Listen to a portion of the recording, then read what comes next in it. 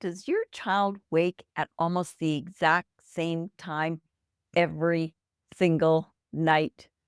1:17 a.m., 2:42 a.m., or maybe 4:05 a.m., but it's like clockwork.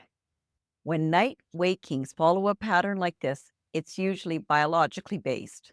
Today, I'm going to walk you through the three most common biological reasons kids with autism wake up at night, how to spot the patterns, and what you can do to support your child's body from the inside out. Hi, I'm Diane Lusney, and I support moms who have kids aged 4 to 12 on the autism spectrum who also have sleep issues. Point one, mixed up melatonin. For context, think of a factory's end of shift whistle. Now, picture putting melatonin into that role. It tells the body the day shift is done. Now it's time to turn things over to the night shift. They have different duties, and it's their turn to take over. But for many kids on the autism spectrum, baseline melatonin may be naturally low, the timing of it may be off, or inconsistency has disrupted the body clock cycle. Based on the body clock, melatonin follows the schedule and tells the body it's night. Time for the night shift to start doing its thing.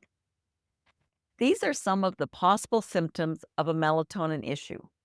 When your child has trouble falling asleep, wakes early in the morning around 4 to 6 a.m., has restless sleep, is extra sensitive to light, or seems wired but tired in the evenings. What you can do. Most important, increase morning sunlight exposure. This is the single most powerful way to regulate melatonin timing. Morning light tells the body that it's time to start the melatonin countdown clock, which will tell the body when it's night.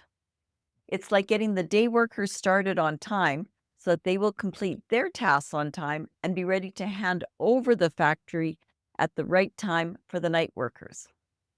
The biggest lever to accomplish this, add morning light to reset melatonin and anchor cortisol timing.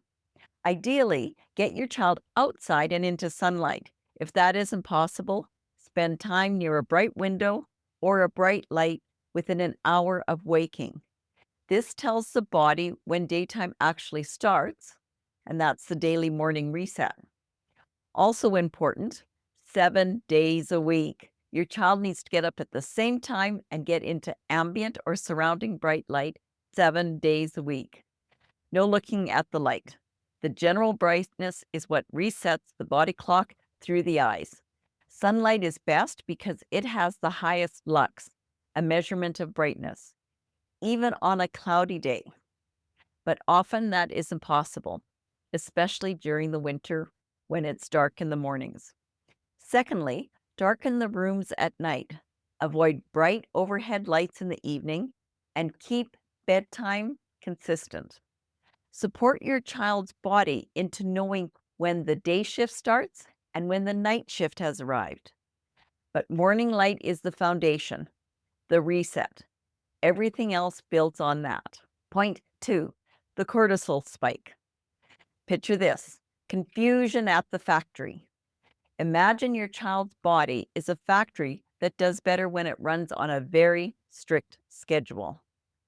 There should be a shift change between the daytime workers, cortisol, and the nighttime workers, melatonin, which signals that it should be dark outside and it's time for the night shift to begin.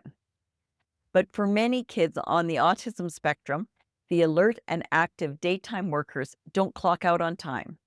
So late in the evening, cortisol, the wake-up hormone, is still at work or has returned to work, confusing the body. This causes your child to have early morning wakings, trouble resettling, nighttime energy bursts, and ready to start the day signals at 3 a.m. Your child's body believes it's morning because the morning crew of cortisol has clocked back into work or has never left. You know cortisol is involved when wakings are predictable. Your child wakes up alert, not groggy, and they want to talk, play, or want to move.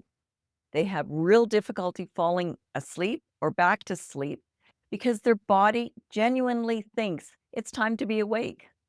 What you can do, most important, is to reset their morning clock as described in point 1. Next, watch your child's energy level in the evening. It could be that their bedtime should be earlier, but they are pushing through their ideal sleep time and are onto their second wind when their bedtime routine starts.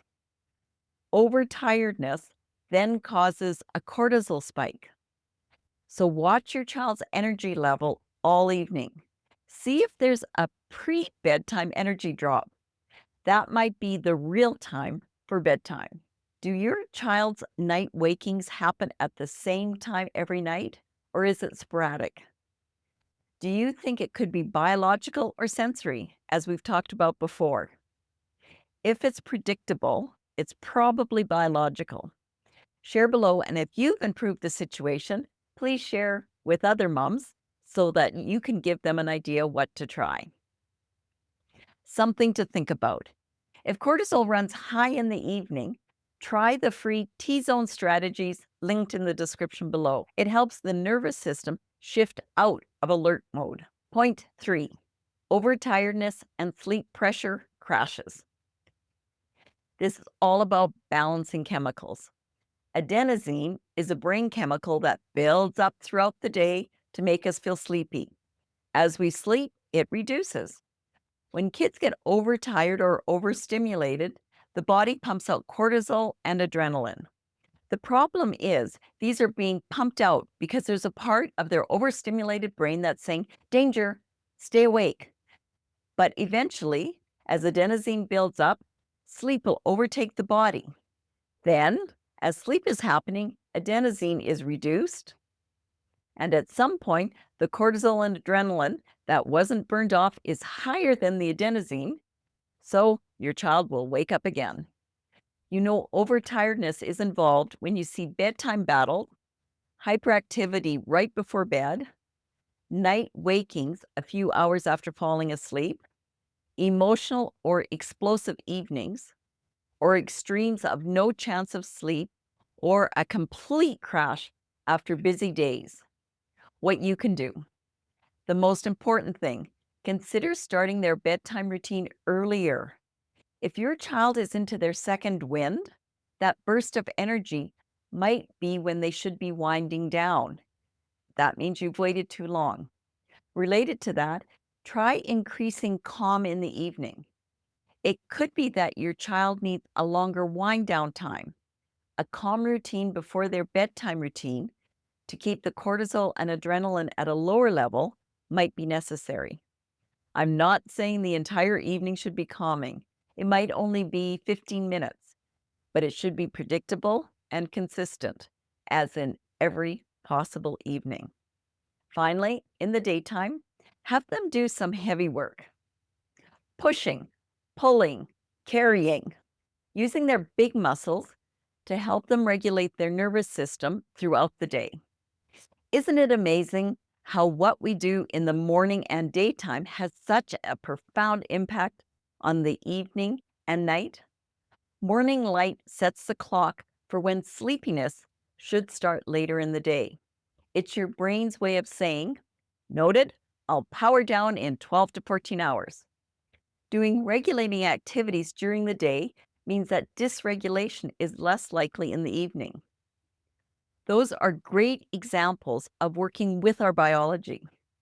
But here's a twist. We also train the body, sometimes without realizing it, how and when to fall asleep. And when those habits get reinforced at the wrong time, they can actually trigger night wakings instead of preventing them. A habit can be perfectly fine until it's not. And if you're doing this one thing, you may be unintentionally teaching your child to fully wake up at night while you are trying to help them fall asleep at bedtime. To understand this third reason night wakings happen and what to do instead, check out the next video. See you there.